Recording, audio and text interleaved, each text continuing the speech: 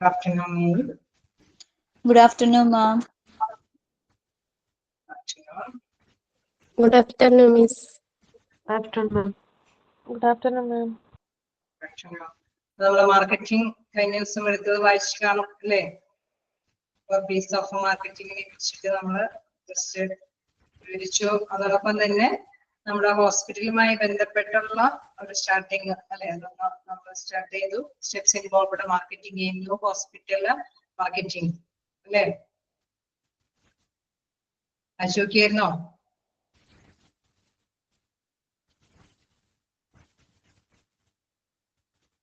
ആരും ഒന്നും പറയാനില്ല, വായിച്ചു നോക്കിയില്ലേ?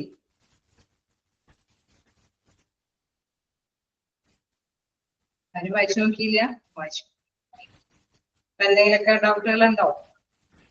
മാർക്കറ്റിംഗ് ആയതുകൊണ്ട് നമുക്ക് ക്ലിയർ ആണ് അല്ലെ, വലിയ കുഴപ്പമില്ലാതെയൊക്കെ മനസ്സിലാക്കാനൊക്കെ സാധിക്കും. കാരണം ഒരു മാർക്കറ്റിൽ നമ്മളെപ്പോഴും സാധനങ്ങൾ അല്ലെ പർച്ചേസ് ചെയ്യുന്ന അല്ലെങ്കിൽ സേവനങ്ങൾ തേടിയും. സ്റ്റെപ്സ് ഓഫ് മാർക്കറ്റിംഗ് ഒന്നും കൂടിയും പറയാവുന്നതുണ്ട്. ജസ്റ്റ് ഒന്ന് പറഞ്ഞു പോവാ.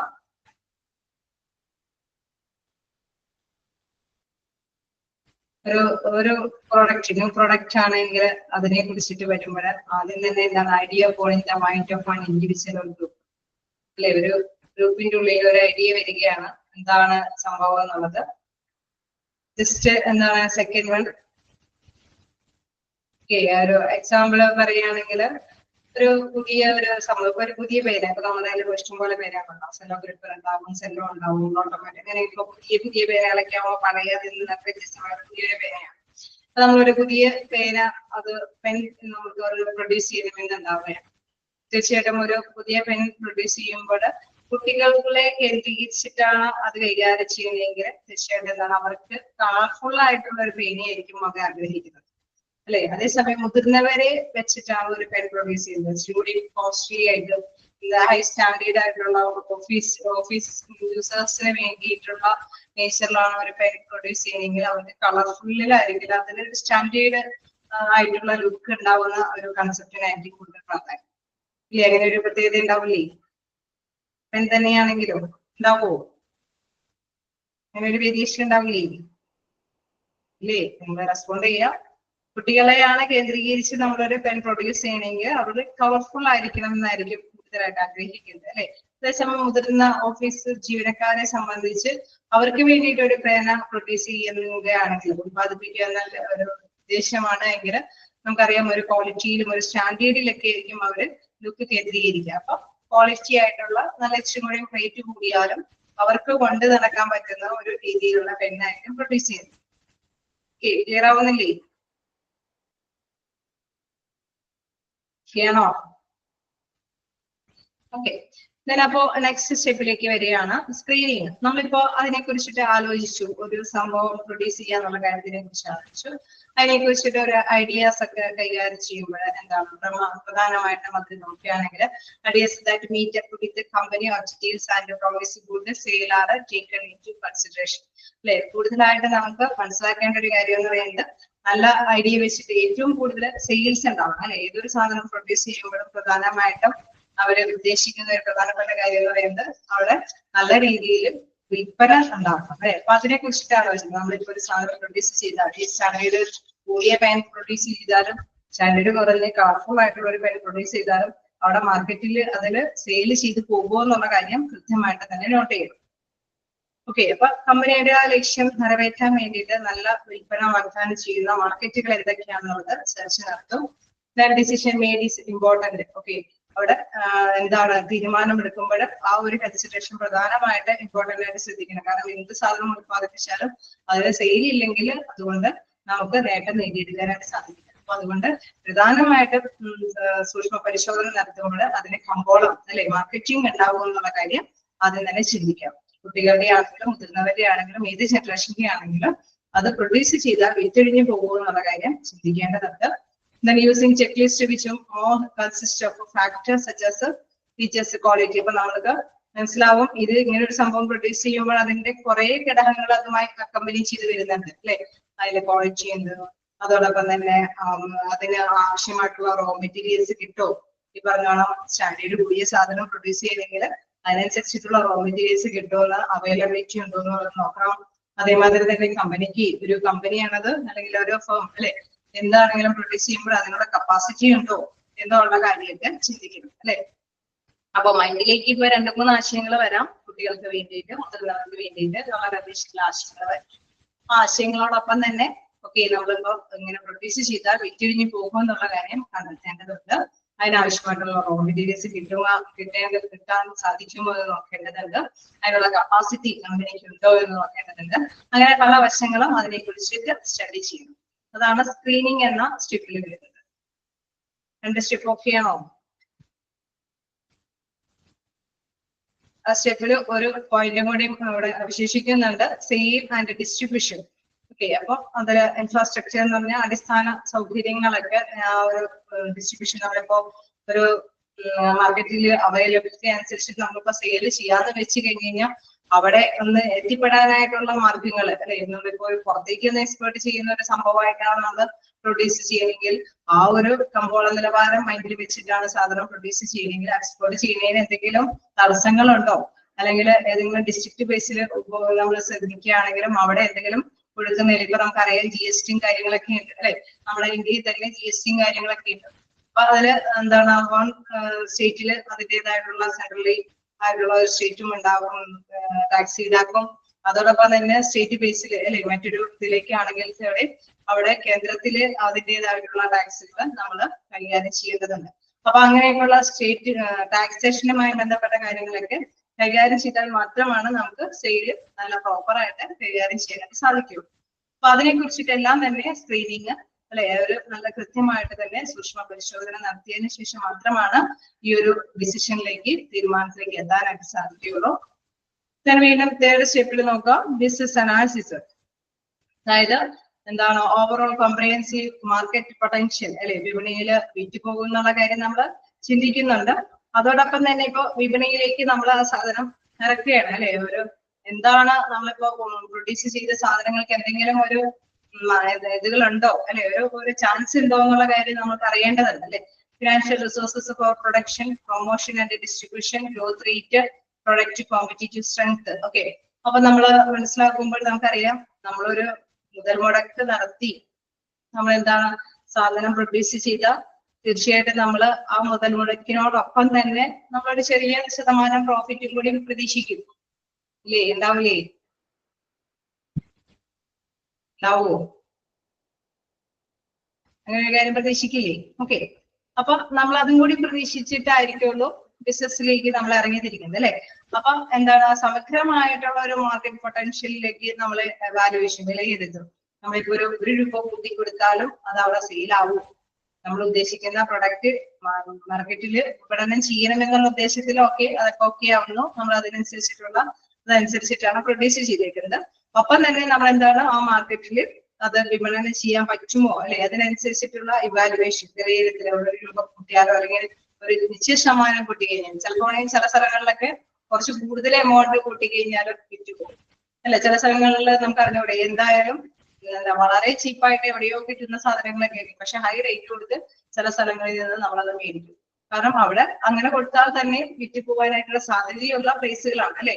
നമ്മളിപ്പോ ഉള്ളൻ ആയിട്ടുള്ള ഡ്രസ് മെറ്റീരിയൽസ് ഒക്കെ നമ്മൾ സാധാരണ സ്ഥലങ്ങളിൽ നോക്കുമ്പോൾ റേറ്റ് കുറവായിരിക്കും അല്ലെ. അതേസമയം അങ്ങനെയുള്ള തണുപ്പേറിയ സ്ഥലങ്ങളിൽ ചെന്നുകൊണ്ട് നമ്മൾ അതിനെ ആവശ്യപ്പെട്ട് കഴിഞ്ഞാൽ അവര് പറയുന്ന കാശിന് നമ്മൾ സാധനം മേടിക്കും ഇല്ലേ? മേടിക്കില്ലേ? മേടിക്കോ?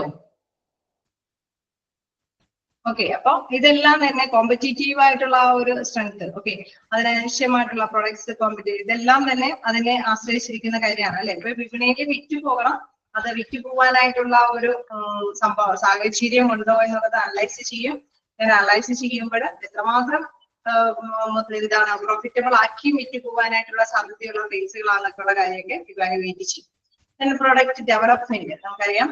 Marketing department provides feedback of a consumer reaction, wants, packaging, branding, etc.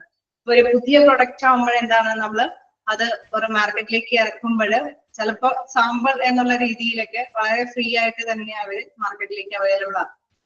എന്നിട്ട് ഇതിനു വേണ്ടിയിട്ട് എങ്ങനെ അവൈലബിൾ ആക്കുന്നത്? ആ പ്രൊഡക്റ്റിന്റെ പ്രോഡക്റ്റുമായി ബന്ധപ്പെട്ട് നമ്മളിപ്പോ നേരത്തെ പറഞ്ഞ മാതിരി കോസ്റ്റ് കൂട്ടി കൊടുത്തു കഴിഞ്ഞാൽ അത് മേടിക്കുമോ എന്നുള്ളൊരു കാര്യം വാലുവേറ്റ് ചെയ്യുന്ന മാത്രമേ തന്നെ ഈ പ്രോഡക്റ്റിൽ എന്തെങ്കിലുമൊക്കെ മാറ്റങ്ങൾ വരുത്തണോ എന്നറിയാൻ വേണ്ടിയിട്ട് എന്താണ് കുറച്ച് കാര്യങ്ങൾ ഫീഡ്ബാക്കുകളൊക്കെ ഉപഭോക്താക്കളിൽ നിന്ന് കൺസ്യൂമേഴ്സിൽ നിന്ന് റിയാക്ഷൻസ് അവരിൽ നിന്നൊക്കെയുള്ള പ്രതികരണങ്ങൾ അറിയാൻ വേണ്ടിയിട്ട് അവർക്കത് ടെസ്റ്റ് ഡോസ് ആയിട്ടൊക്കെ കൊടുക്കും. അപ്പോൾ ഈ പെന്നാണെങ്കിലും നമ്മളിപ്പോ പ്രൊഡ്യൂസ് ചെയ്യുന്നത് ഒരു എക്സാമ്പിൾ പറഞ്ഞ പെന്നാണ്. അപ്പൊ അത് കുട്ടികൾക്ക് ചിലപ്പോൾ ഫ്രീ ആയിട്ടൊക്കെ അത് സ്പോൺസർ ചെയ്യും.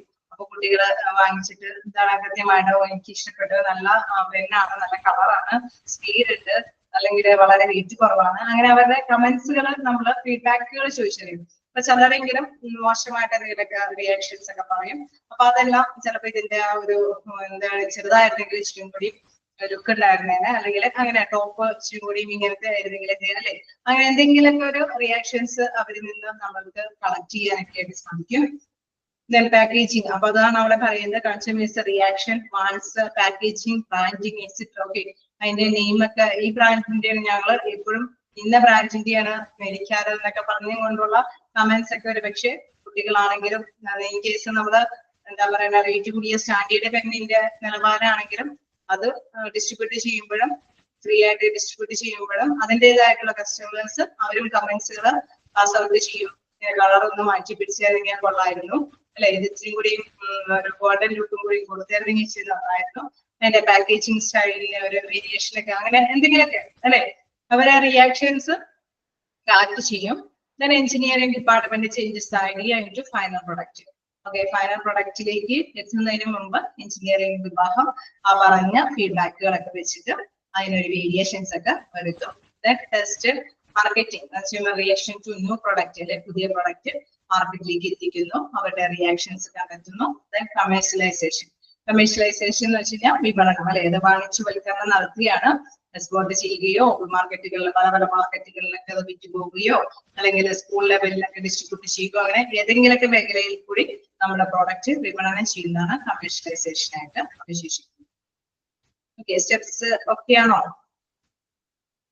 സ്പീഡിലാണ് പോയത്, കിട്ടിയോ? ഏതെങ്കിലും ഭാഗത്ത്?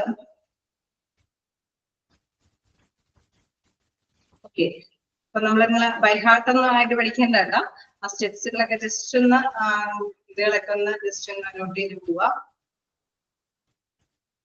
പിന്നെ ഇതിനെ കുറിച്ചിട്ടൊക്കെ സ്ക്രീനിങ് നടത്താം, എന്ത് കാര്യങ്ങളെ കുറിച്ചിട്ടൊക്കെ സ്ക്രീനിങ് നടത്തുന്നു, അല്ലെങ്കിൽ ബിസിനസ് അനാലിസിസിൽ എന്തൊക്കെ പെടുന്നു, അല്ലെങ്കിൽ പ്രൊഡക്റ്റ് ഡെവലപ്മെന്റിൽ എന്തൊക്കെ കാര്യങ്ങളാണ് ഇൻവോൾവ് ആവുന്നത്, അങ്ങനെയൊക്കെയുള്ള രീതിയിലുള്ള ക്വസ്റ്റ്യൻസ് ആയിരിക്കാം വരിക. അപ്പൊ നിങ്ങളത് മനസ്സിലാക്കി പഠിക്കുക. പ്രൊഡക്റ്റ് ഡെവലപ്മെന്റ് എന്ന് പറയുമ്പോൾ അതിന്റെ വികസനം, അത് ഒരു ഫീഡ്ബാക്ക് അറിഞ്ഞിട്ടാണ് അതിനെ ആ ഒരു പ്രൊഡക്റ്റിനെ വികസിപ്പിച്ചു കൊണ്ടുവരുന്നത്. അപ്പൊ അതുമായി ബന്ധപ്പെട്ട കാര്യങ്ങളായിരിക്കും അത് ഉണ്ടായിരിക്കുക. ടെസ്റ്റ് മാർക്കറ്റിംഗ് എന്നൊക്കെ പറയുമ്പോൾ നിങ്ങൾക്ക് അറിയാൻ പറ്റും, എന്നുവെച്ചാൽ അത് പുതിയ പ്രൊഡക്റ്റ് ആയിട്ട് വിപണിയിലേക്ക് ഇറക്കുന്നത്. കമേഴ്ഷ്യലൈസേഷൻ ഫുൾ സ്കെയിൽ മാർക്കറ്റിംഗ് ആണ്, അത് എവിടെ വേണമെങ്കിലും വിപണനം ചെയ്യുന്ന ഒരു രീതിയിലേക്ക് എത്തുന്നത്. ഓക്കെ, പുതിയ ഐഡിയ വരുന്നു. ഓക്കെ അല്ലേ?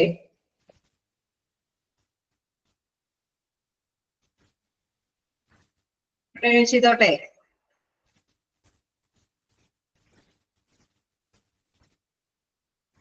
ഇനി നമുക്ക് നെക്സ്റ്റ് നോക്കിക്കൊണ്ടിരിക്കുന്നത് നമ്മുടെ ഹോസ്പിറ്റലുമായി ബന്ധപ്പെട്ട കാര്യങ്ങളൊക്കെ അല്ലെ. ഹോസ്പിറ്റൽ അഡ്മിനിസ്ട്രേഷന്റെ ഒരു കോഴ്സിലാണ് നമ്മൾ മാർക്കറ്റിംഗ് കണ്ടത്. അപ്പൊ ഇവിടെ എന്താണ് ഈ ഹോസ്പിറ്റലുമായിട്ട് താരതമ്യം ചെയ്യുമ്പോഴുണ്ടാകുന്ന കാര്യങ്ങൾ നമുക്ക് നോക്കാം. കാരണം നമുക്കറിയാം ഇപ്പൊ മുട്ടിന് ഹോസ്പിറ്റലാണ് അല്ലെ. പണ്ട് ഹിസ്റ്ററി ഒക്കെ പഠിച്ചുകൊണ്ടിരുന്ന കാലത്ത് നമ്മള്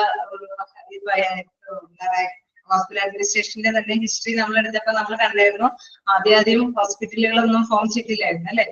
പിന്നെയാണ് ഓരോ ഹോസ്പിറ്റലൊക്കെ ഫോം ചെയ്യാൻ തുടങ്ങിയത്. പിന്നെ അത് എന്താണ് പ്രൈവറ്റൈസേഷൻ ഒക്കെ നടത്തി ഗവൺമെന്റിന്റെ കൂടി എന്താണ് ഇൻവോൾവ് ഗ്രൂപ്പുകൾ അല്ലെ, അതേപോലെ ഇൻഷുറൻസ് പാക്കേജുകളൊക്കെ ലഭ്യമാക്കി ഹോസ്പിറ്റലുകളുടെ വികസിപ്പിക്കാനായിട്ടൊക്കെ തുടങ്ങി. അത് മാത്രമല്ല, ഇപ്പൊ നമുക്കറിയാം ഒരു ഡിസ്ട്രിക്റ്റിൽ തന്നെ വ്യത്യസ്ത തരത്തിലുള്ള ഹോസ്പിറ്റലുകളുണ്ട് അല്ലെ. അത് വേണമെങ്കിൽ ആയുർവേദം ഉണ്ട്, യുനാനി ഉണ്ട്, അലോപ്പതി ഉണ്ട്, അങ്ങനെ പലതരത്തിലുള്ള ഹോസ്പിറ്റലുകളുണ്ട്. അങ്ങനെ വരുമ്പോഴെന്താണ് ഹോസ്പിറ്റലും ഒരു പിടിച്ചു നിൽക്കണമെങ്കിലും അവിടെ ഒരു കോമ്പറ്റീറ്റീവ് ആയിട്ടുള്ള ഒരു ഐഡിയാസ് കൈകാര്യം ചെയ്യേണ്ടതായിട്ട് വരും. കാരണം അതും ഒരു ബിസിനസ് ലെവലിൽ തന്നെ പോകേണ്ടതായിട്ട് വരും അല്ലെ. നല്ല അവിടെയുള്ള പേഷ്യൻസിനെ സാറ്റിസ്ഫൈഡ് ആക്കി കൊണ്ടുപോയാൽ മാത്രമാണ് പേഷ്യൻസ് ആ ഹോസ്പിറ്റലിൽ പ്രിഫർ ചെയ്ത് ഡോക്ടറെ വിസിറ്റ് ചെയ്യാനൊക്കെ വരുള്ളൂ. അല്ലെ? ശരിയല്ലേ? അതുകൊണ്ടാണ് അവിടെ മാർക്കറ്റിംഗ് ലെവലിലേക്ക് വരുന്നത്. ക്ലിയർ ആവുന്നുണ്ടോ?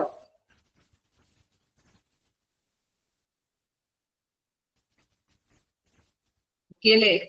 ഓക്കെ, അപ്പൊ നമ്മള് ഹോസ്പിറ്റലിലെ ആ ഒരു ലെവലിലേക്ക് വരുമ്പോൾ ന്യൂ ഹോസ്പിറ്റൽ മാർക്കറ്റിംഗ് അല്ലെ അതിന്റെ സ്റ്റെപ്സ് നോക്കുകയാണെങ്കിൽ ഹോസ്പിറ്റൽ മാർക്കറ്റിംഗ് നമ്മള് ഫസ്റ്റ് പോയിന്റ് ജസ്റ്റ് പറഞ്ഞു അല്ലെ? ഫസ്റ്റ് പോയിന്റിൽ ജസ്റ്റ് ഒന്ന് എക്സ്പ്ലെയിൻ ചെയ്തായിരുന്നു. അതിൽ നമ്മൾ പറഞ്ഞു എന്താണ് ആദ്യം ഒറ്റയടിക്ക് നമുക്ക് ഹോസ്പിറ്റലിൽ ഇമ്പ്രൂവ് വരുത്താനായിട്ട് ചിലപ്പോ പഴയ ഹോസ്പിറ്റല് ഒന്ന് വികസിപ്പിക്കണമെന്ന് തോന്നുകയാണെങ്കിൽ ഒറ്റയടിക്ക് നമുക്ക് വികസിപ്പിക്കാനൊന്നും സാധിക്കില്ല. ഫസ്റ്റ് 6 months കൊണ്ട് 10% അല്ലെ അത്രയും നമുക്ക് വികസിപ്പിക്കാനായിട്ട് സാധിക്കുകയുള്ളൂ. എക്സ്പാൻഡ് യുവർ ഗ്രോസ് റവന്യൂ, വരുമാനമാണെങ്കിലും നമുക്ക് ഒറ്റയടിക്ക് വികസിപ്പിച്ചെടുക്കാനൊന്നും പറ്റില്ല. 30% വിത്തിൻ 24 months, 24 മാസം കൊണ്ട് നമുക്ക് ഒരു 30% ഇൻകം ആണ് വരുമാനമായിട്ട് നേടാനൊക്കെ ആയിട്ട് സാധിക്കുള്ളൂ അല്ലെ? അപ്പൊ ഒരു സ്റ്റാർട്ട് ചെയ്യുന്ന ഒരു ഹോസ്പിറ്റലിനെ സംബന്ധിച്ച് ഒറ്റയടിക്ക് നമ്മൾ എന്താണ് വരുമാനം പ്രതീക്ഷിക്കരുത്. എല്ലാവരുടെയും മൈൻഡിലേക്ക് പോപ്പുലർ ആയിട്ടുള്ള ഒരു ഹോസ്പിറ്റൽ എന്നുള്ള സർവീസ് അത് നേടിയെടുക്കുകയാണ് പ്രധാനപ്പെട്ട ഒരു ലക്ഷ്യം എന്ന് പറയുന്നത്. ആ ഒരു മൈൻഡോട് കൂടിയിട്ടായിരിക്കണം ഹോസ്പിറ്റലൊക്കെ സ്റ്റാർട്ട് ചെയ്യുമ്പോഴുണ്ടാവുക. സെറ്റ് യുവർ മാർക്കറ്റിംഗ് ഗോൾസ് അല്ലെ? അവിടെ മാർക്കറ്റില് ഒരു ലക്ഷ്യം നേടിയെടുക്കുക, ഒരു സ്ഥാനം അല്ലെ? ഒരു ഹോസ്പിറ്റൽ എന്നുള്ള ഒരു സ്ഥാനം നേടിയെടുക്കുക എന്നുള്ളതാണ് ഏറ്റവും പ്രധാനപ്പെട്ടത്. Second, conduct market research.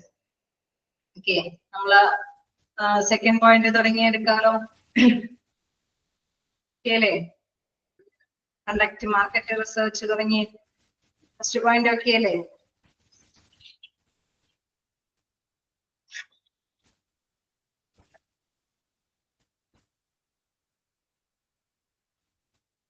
Okay, ഇതുകൂടി പറയുന്നതുണ്ടോ? ഫസ്റ്റ് പോയിന്റ് ഇതുകൂടി പറയണോ?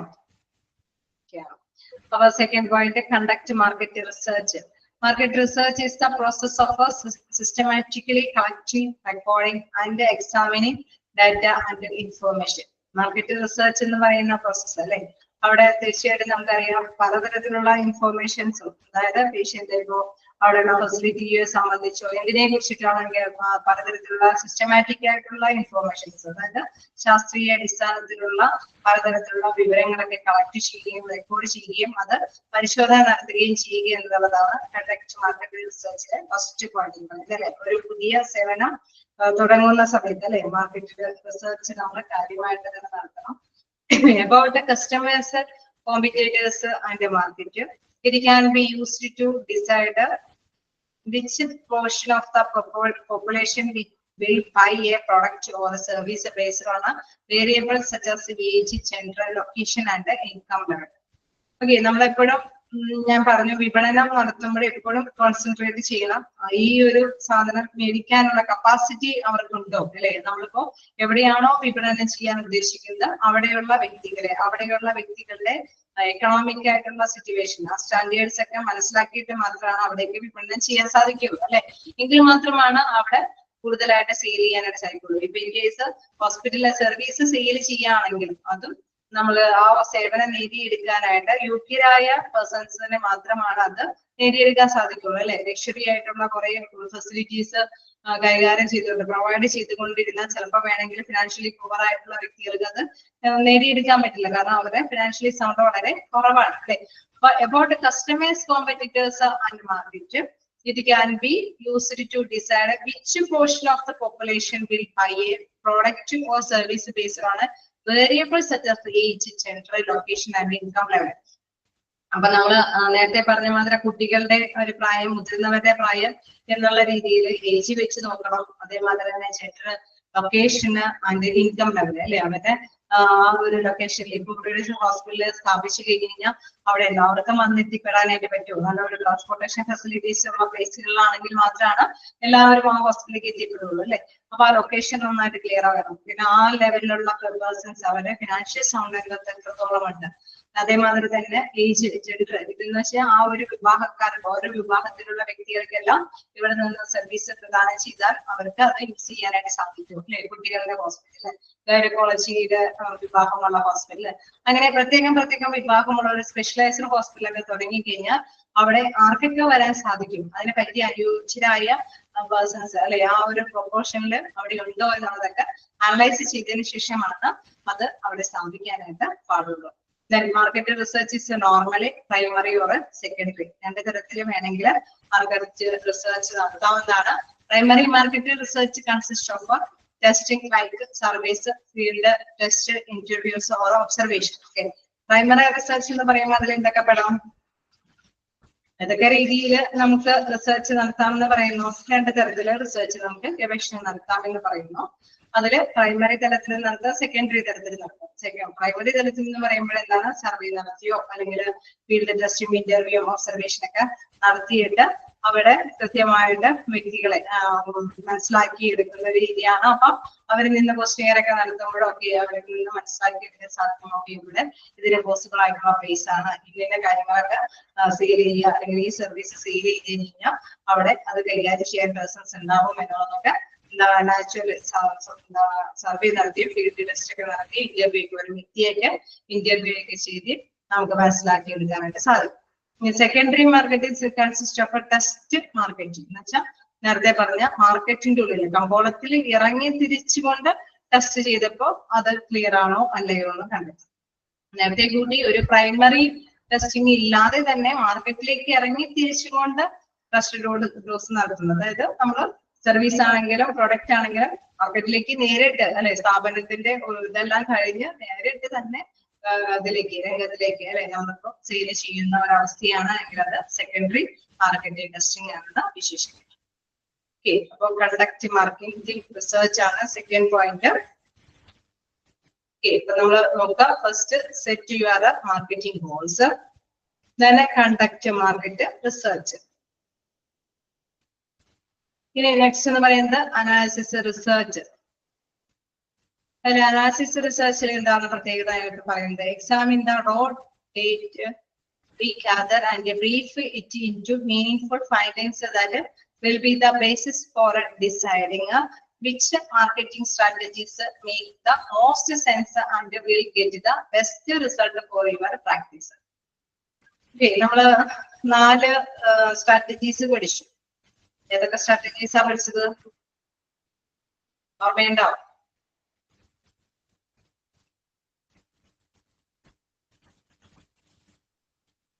ഓർമ്മയില്ല? 4 പീസ് ഓഫ് സ്ട്രാറ്റജീസ് പഠിച്ചില്ലേ?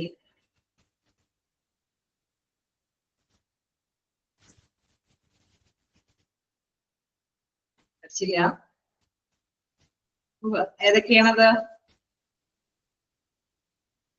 Product strategy, okay, distribution, price, okay, clear ആണ്. നിങ്ങൾ പഠിച്ചിട്ടുണ്ട്. അത് ടൈപ്പ് ചെയ്യേണ്ട ഒരു സമയം എടുത്തോളൂ അല്ലെ.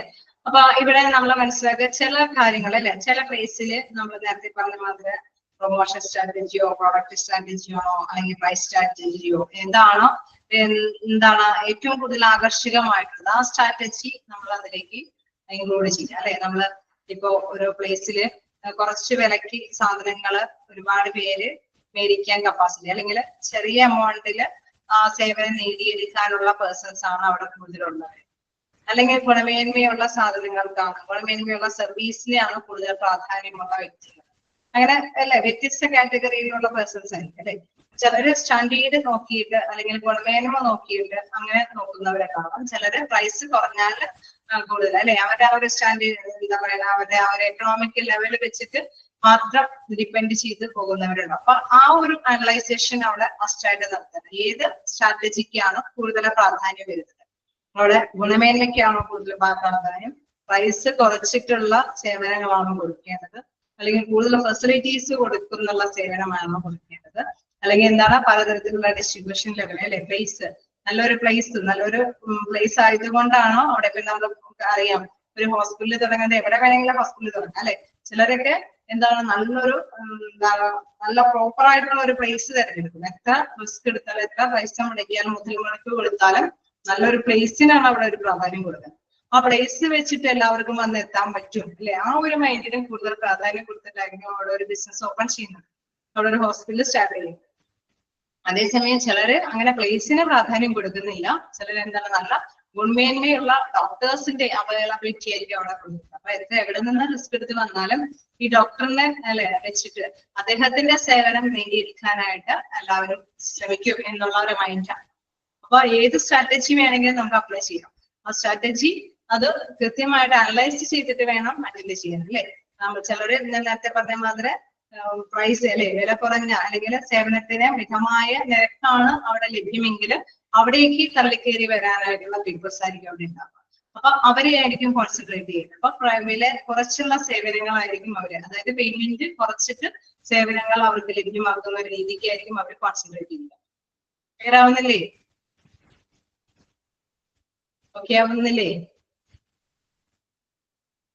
ഓക്കെ, അപ്പൊ മാർക്കറ്റിംഗ് സ്ട്രാറ്റജീസ് വ്യത്യസ്തമാണ്. ആ സ്ട്രാറ്റജീസിൽ ഏതിനാണോ പ്രാധാന്യം കൊടുക്കുന്നത് അതനുസരിച്ചിട്ട് അവരെ ആ ഒരു റിസർച്ച് നടത്തിയിട്ട് അതിന് പ്രാധാന്യം കൊടുത്തിട്ട് ആ കമ്പോളത്തിലേക്ക് വരുന്ന ഒരു സ്ഥിതിയാണ്. Then next, the research will identify the requirements and needs of your current and potential payment patients and will help you explain your target audience.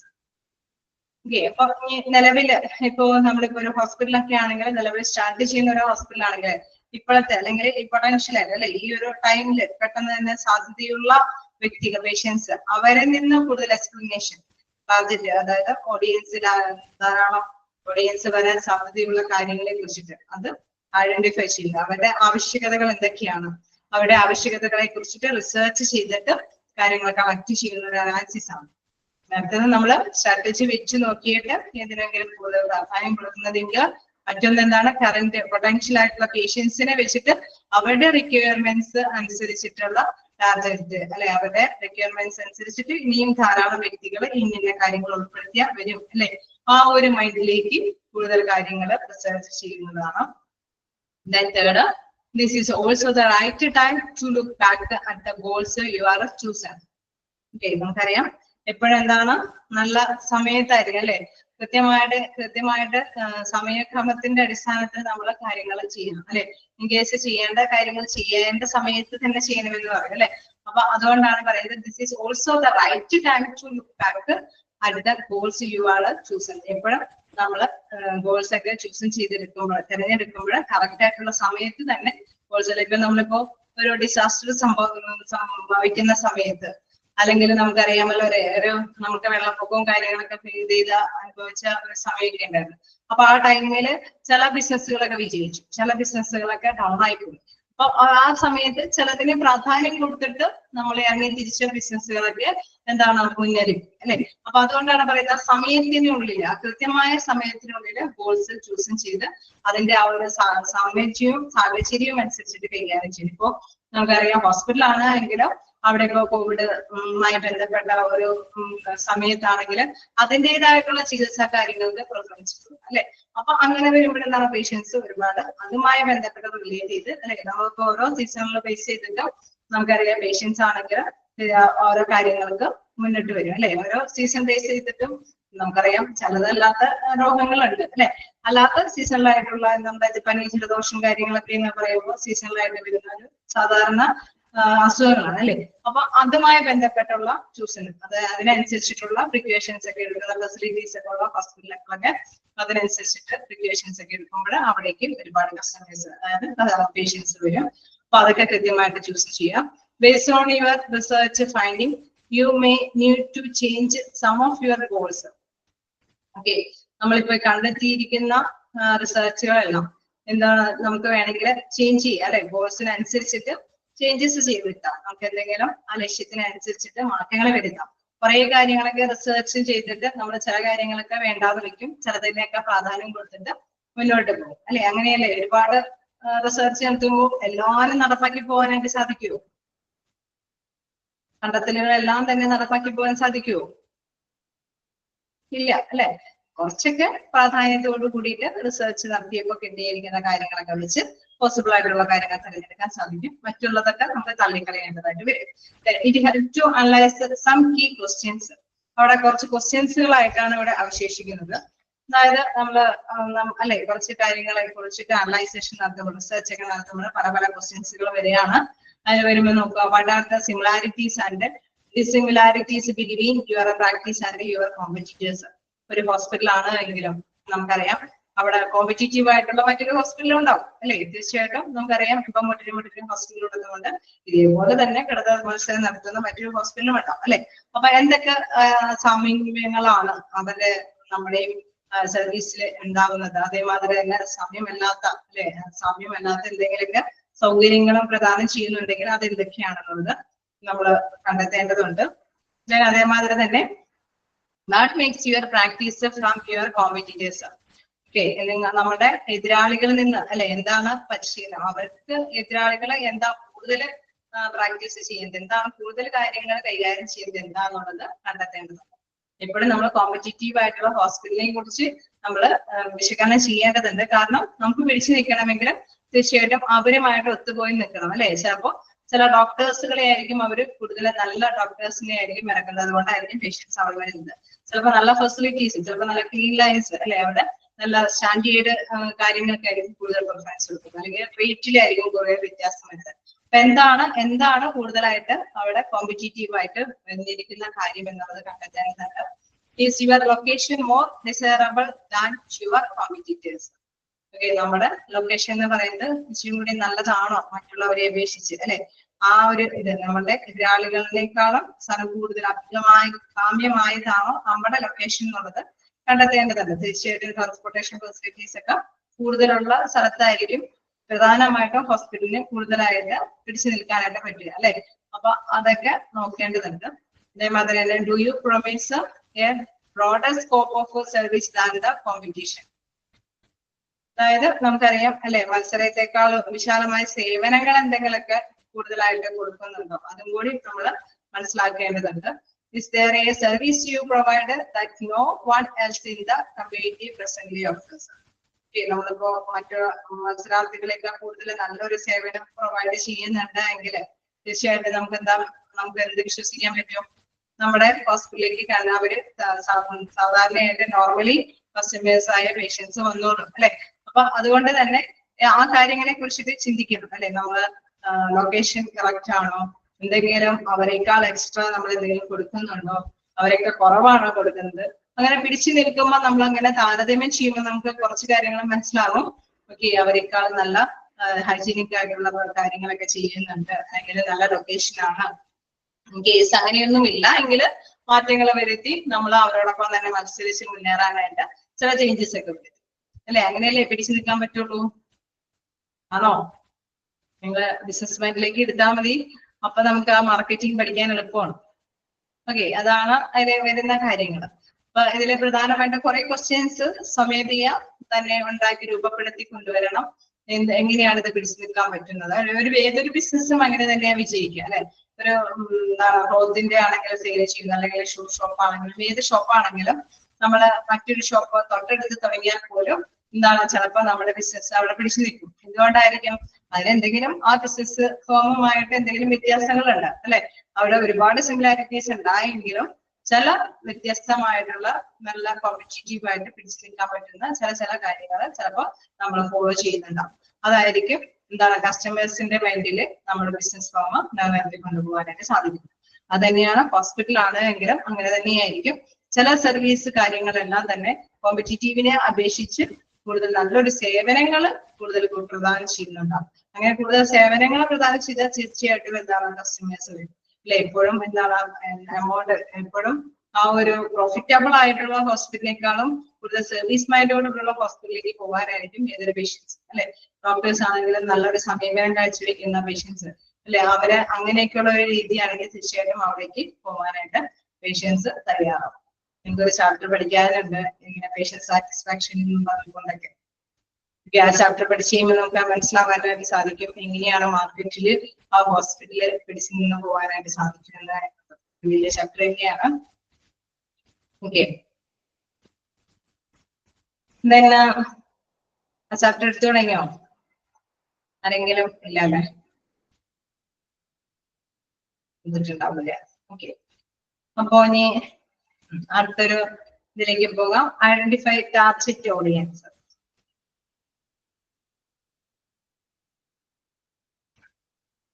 അപ്പൊ നമ്മളെ ഈ പറഞ്ഞോണം പ്രേക്ഷകരെ നമ്മളെ സേവനം കരസ്ഥമാക്കുന്നവരെ എന്ന് നോക്കുക എന്നുള്ളതാണ് അതിന്റെ കാര്യങ്ങൾ നോക്കുക. ഐഡന്റിഫൈ തിരിച്ചറിയണം.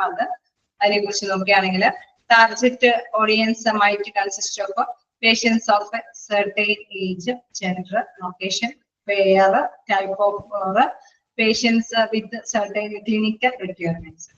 ഓക്കെ, നമ്മളിപ്പോ കുറെ കാര്യങ്ങൾ ജസ്റ്റ് നേരത്തെ കണ്ട കാര്യങ്ങളൊക്കെ തന്നെയാണ് നമ്മൾ ഓഡിയൻസ് കസ്റ്റമേഴ്സ് എന്ന് പറഞ്ഞാൽ വിപുലമായ ഏരിയയിൽ നോക്കുമ്പോൾ ആരൊക്കെയാണ് നമ്മുടെ ഹോസ്പിറ്റലിൽ വരാൻ സാധ്യതയുള്ളത് എന്ന് കൺസിഡർ ചെയ്യുമ്പോൾ നമ്മൾ പറഞ്ഞു നമ്മുടേതായിട്ടുള്ള ഏജ് കൺസിഡർ ചെയ്തിട്ട് മാത്രമാണ് ആ ഹോസ്പിറ്റലൊക്കെ അവിടെ മുന്നോട്ട് പോകാനായിട്ട് സാധിക്കുള്ളൂ. കുട്ടികളുടെ ഹോസ്പിറ്റല് അല്ലെങ്കിൽ ഗൈനക്കോളജി വിഭാഗം അല്ലെങ്കിൽ കാർഡിയോളജി വിഭാഗം എന്നൊക്കെ പറഞ്ഞ് നമ്മൾ സ്പെഷ്യലൈസ്ഡ് ഹോസ്പിറ്റലൊക്കെ ക്രിയേറ്റ് ചെയ്യുമ്പോൾ തീർച്ചയായിട്ടും അതിനനുസൃതമായിട്ടുള്ള ഓഡിയൻസ് ഉണ്ടോ എന്ന് എപ്പോഴും അനലൈസ് ചെയ്യേണ്ടതായിട്ട് വരും.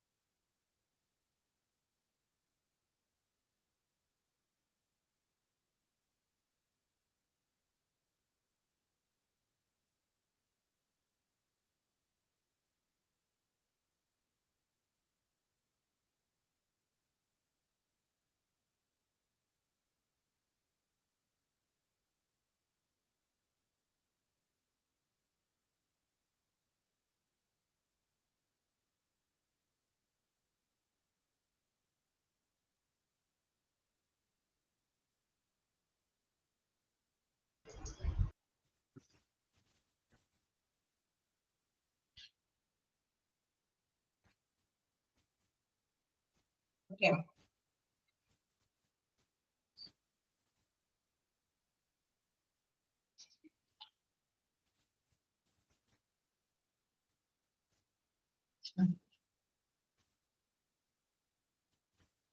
ഓക്കെ, അപ്പൊ നമ്മള് ഐഡന്റിഫൈഡ് ടാർഗറ്റ് ഓഡിയൻസിലാണ് നിൽക്കുന്നത് അല്ലെ. അപ്പൊ നമ്മള് കണ്ടു എന്താണ് ഇവർക്ക് ഓരോ വിഭാഗക്കാർക്ക് അനുയോജ്യമായ രീതിയിൽ നമ്മൾ കൈകാര്യം ചെയ്യണമെന്ന് പറഞ്ഞു. ഒരു എക്സാമ്പിൾ തരുന്നുണ്ട്. If we want to treat young athletes, we might consider giving talks on sports safety and first aid tips to coaches and athletes at the local high schools, college and IMCAs. അതായത് ഞാൻ മനസ്സിലായി question അത് അതിന്റെ ആ ഒരു യൂത്തിന്റെ ഒരു ഇത് കൊടുത്തേക്ക് എന്താണ് അസോസിയേഷന്റെ പേര് പഠിക്കണം എന്നുള്ളതല്ല. അപ്പൊ ഇവിടെ പ്രധാനമായിട്ടും പറയുന്ന ഒരു കാര്യം എന്ന് വെച്ച് കഴിഞ്ഞാൽ നമ്മളിപ്പോ ഒരു യൂത്ത് അത്ലറ്റ്സിന്റെ ഒക്കെ നിയർ ആയിട്ടുള്ള ഒരു ഹോസ്പിറ്റലാണ്. അപ്പൊ അവർക്ക് എന്തെങ്കിലും ട്രീറ്റ്മെന്റ് കൊടുക്കണമെന്ന് അവിടെ കൂടുതൽ അങ്ങനെയുള്ള പേഷ്യൻസ് വരാൻ സാധ്യതയുള്ള ഒരു ഹോസ്പിറ്റലാണ് അല്ലെ.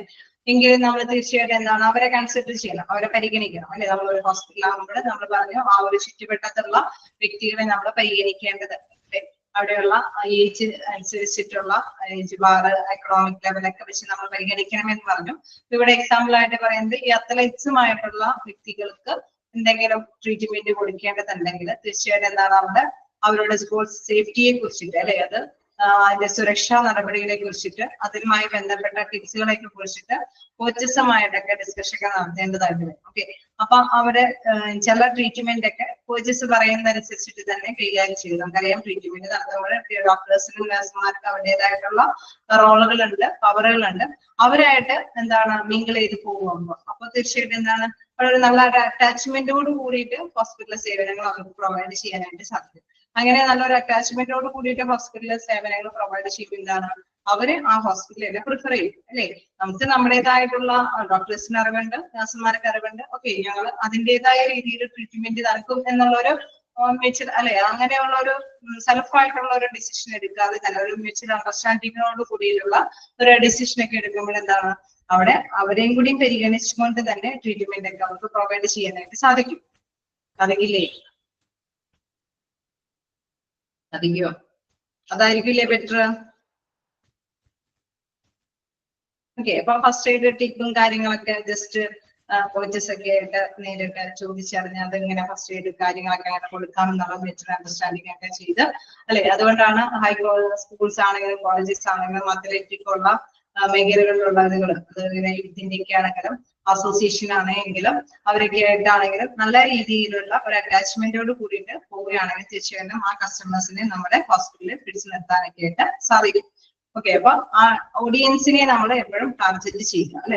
ഐഡന്റിഫൈ ടാർഗറ്റ് ഓഡിയൻസ് നമ്മുടെ ഹോസ്പിറ്റലിലേക്ക് വരും അല്ലെ. ഇന്ന ഏജിലുള്ള വ്യക്തികൾ നമ്മുടെ ഹോസ്പിറ്റലിലേക്ക് വന്നോളൂ, ഇന്ന എക്കണോമിക് ലെവലുള്ള ഹോസ്പിറ്റലിൽ വന്നോളൂ, ഇന്നവര് പിന്നെ നമ്മുടെ ഹോസ്പിറ്റലിലേക്ക് വന്നോളും, ഇന്ന ഗ്രൂപ്പുകാർ നമ്മുടെ ഹോസ്പിറ്റലിലേക്ക് വന്നോളും. ആ ഒരു എയിം എടുത്തിട്ട് അവരായിട്ട് നല്ലൊരു മ്യൂച്വൽ അണ്ടർസ്റ്റാൻഡിങ് ക്രിയേറ്റ് ചെയ്ത് പോവുകയാണെങ്കിൽ ഹോസ്പിറ്റലിന് ആ ഒരു സമൂഹത്തിൽ പിടിച്ചു നിന്ന് പോകാനായിട്ട് സാധിക്കും. വീണ്ടും ഡിറ്റർമൈൻ എ ബഡ്ജറ്റ്. ഓക്കെ അല്ലേ? പോയിന്റ്സ് ഒക്കെ ഓക്കെ അല്ലേ? ഓക്കെ, നമ്മൾ 1-2 പോയിന്റ്സ് ഒക്കെ കഴിഞ്ഞു. Set your marketing goals, conduct marketing research, analyse research, then identify a budget. ഇനി നമുക്ക് നോക്കാനുള്ളത് ഡെവലപ്പ് മാർക്കറ്റ് സ്ട്രാറ്റജി. ഓക്കെ, നമ്മൾ ഡിറ്റർമിൻ ബഡ്ജറ്റ് നോക്കിയില്ല. നോക്കാം, ബഡ്ജറ്റിന്റെ കാര്യത്തിലേക്ക് നോക്കാം. Examine financial information and come up with a market budget. Marketing budgets will be different by the type of marketing practice is in the age of a practice, and if the practice has a marketed before, there is no standard for how much practice should take. അതായത് ഇവിടെ നമ്മൾ പ്രധാനമായിട്ടും budget ആണ് അല്ലെ. Budget എന്ന് പറയുമ്പോൾ തന്നെ നമുക്കറിയാം ഫിനാൻഷ്യലി ഉള്ള ഒരു കാര്യം അല്ലെ, സാമ്പത്തിക കാര്യങ്ങളൊക്കെ പരിശോധിക്കണം അല്ലെ. ഒരു മാർക്കറ്റിൽ എന്ന് പറയുമ്പോൾ അവിടെ സാമ്പത്തിക അവലോകനം തീർച്ചയായിട്ടും ആവശ്യമാണ് അല്ലെ. മാർക്കറ്റിന്റെ ബഡ്ജറ്റ് ഒരു സമ്പ്രദായമാണ്. അത് മാർക്കറ്റിംഗിലും കൂടി കൈകാര്യം ചെയ്യാൻ പറ്റുമോ എന്നുള്ളത് അനലൈസ് ചെയ്തിട്ട് വേണം നമുക്ക് കൈകാര്യം ചെയ്യാൻ അല്ലെ. അപ്പൊ ഓരോ വ്യക്തികളുടെയും പ്രായവും അതേമാതിരി തന്നെ ഒരു പ്രാക്ടീസിന് മുമ്പുള്ള, അതായത് തീർച്ചയായിട്ടും എന്താണ് മാർക്കറ്റിംഗിൽ നമ്മൾ നിൽക്കുമ്പോൾ അവിടെ തീർച്ചയായിട്ടും എന്താണ് ഏജും പ്രാക്ടീസും കാര്യങ്ങളൊക്കെ നോക്കിയിട്ടാണ് ഈ കാര്യങ്ങൾക്കൊക്കെ പ്രാക്ടീസുകൾ കൊടുക്കുന്നത് അല്ലെ. There is no standard for how much a practice should take. എത്രത്തോളം ഇവിടെ പ്രധാനമായിട്ട് പറയുന്നത് there is no standard for how much a practice should take. എത്രമാത്രം പ്രാവശ്യം പ്രാക്ടീസ് ചെയ്യണമെന്നൊന്നും നേരത്തെ കൂട്ടി പറയാനൊന്നും സാധിക്കില്ല അല്ലെ. അപ്പൊ ഇത് തന്നെയാണ് ഫിനാൻഷ്യൽ ആയിട്ടുള്ള ബഡ്ജറ്റിന്റെ കാര്യത്തിലും.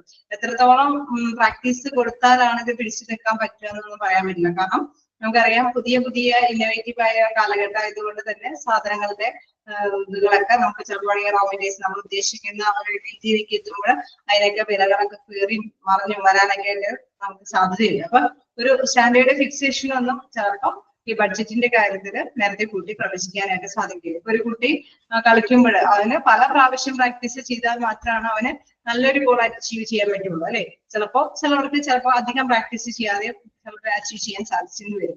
എങ്കിൽ കൂടി കൂടുതലായിട്ട് പ്രാക്ടീസ് ചെയ്യുമ്പോഴായിരിക്കും കൂടുതലായിട്ട് അച്ചീവ് ചെയ്യാനായിട്ട് സാധിക്കുക. എന്ന് പറഞ്ഞാൽ മാത്രമേ നമ്മൾ ബഡ്ജറ്റിന്റെ കാര്യത്തിലാണെങ്കിലും കൂടുതലായിട്ട് നമ്മൾ മാർക്കറ്റിലേക്ക് ഇറങ്ങി തിരിച്ച് ബഡ്ജറ്റ് പ്ലാൻ ചെയ്യുമ്പോൾ പല പല ദോഷവശങ്ങളൊക്കെ ഉണ്ട്. അപ്പൊ നമ്മളിപ്പോ ഡോക്ടേഴ്സിന് അവിടെയുള്ള ഹ്യൂമൻ റിസോഴ്സിന് ഇന്ന ഫണ്ട് വെച്ചിട്ട് അവിടെ പിടിച്ചു നിർത്താന്ന് വെക്കുമ്പോൾ നമ്മൾ അവിടെ ഹോസ്പിറ്റലിലുള്ള എക്യുപ്മെന്റ്സിനും സാധനങ്ങൾക്കൊക്കെ ചിലപ്പോൾ വിലക്ക് നീക്കി വെച്ചിരിക്കുന്ന ഫണ്ടിനേക്കാൾ കൂടുതൽ ചിലപ്പോൾ വേണ്ടി വരും.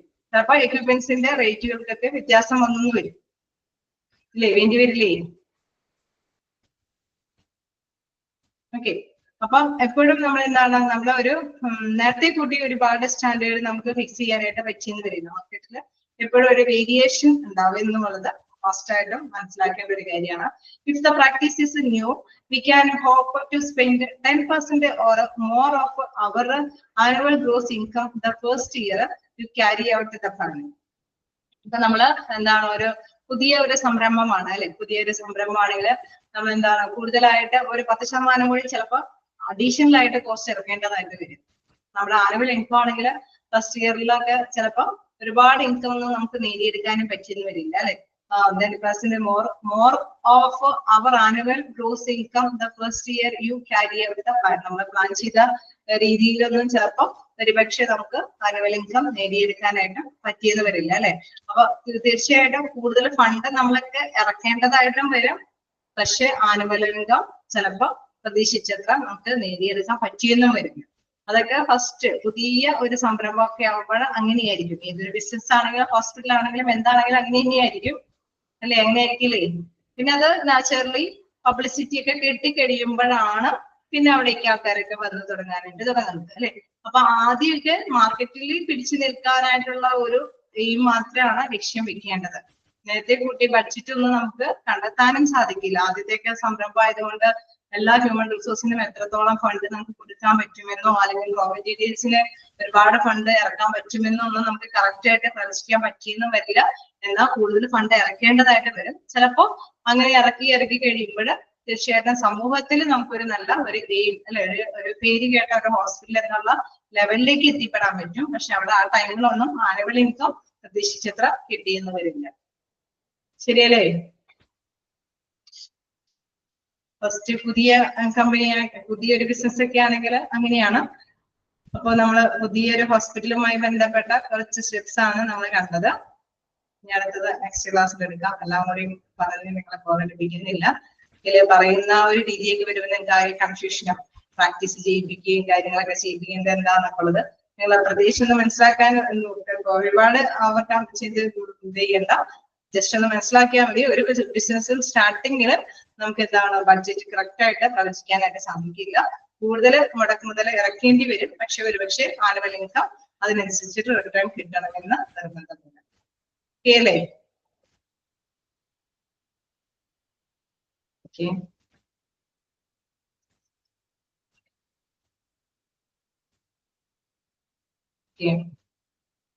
എന്തെങ്കിലും ഡൗട്ടുകൾ ഉണ്ടോ?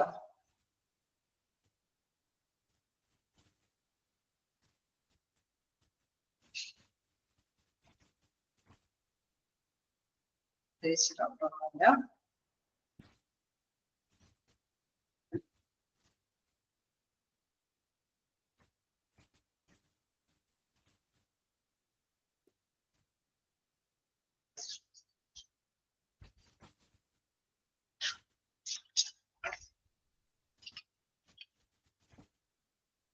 എന്തായാലും നമുക്ക് നെക്സ്റ്റ് ഡേയിൽ തീർക്കാൻ പറ്റും.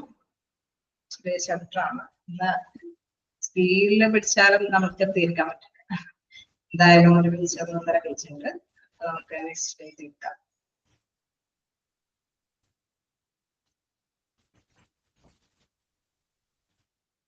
മാർക്കറ്റിംഗ് കൂടി കഴിഞ്ഞാൽ നമുക്ക് 10 മൊഡ്യൂളിലേക്ക് പോകാം. ഓക്കെ, 2 മൊഡ്യൂൾ നമ്മുടെ കഴിഞ്ഞു.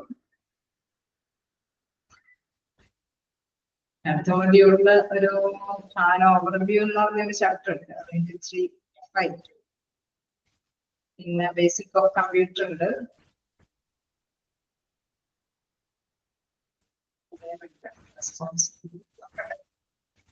വലിയ ചാപ്റ്റർ വേണോ ചെറുത് വേണോ?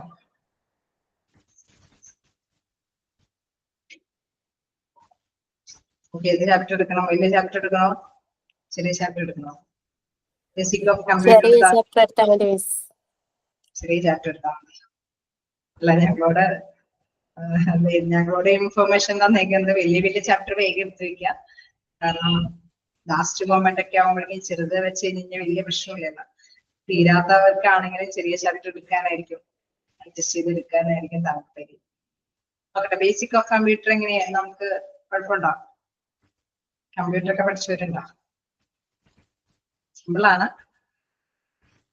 ഓക്കെ, നെക്സ്റ്റ് ക്ലാസ്സിൽ കാണാം. Thank you. Thank you, Miss.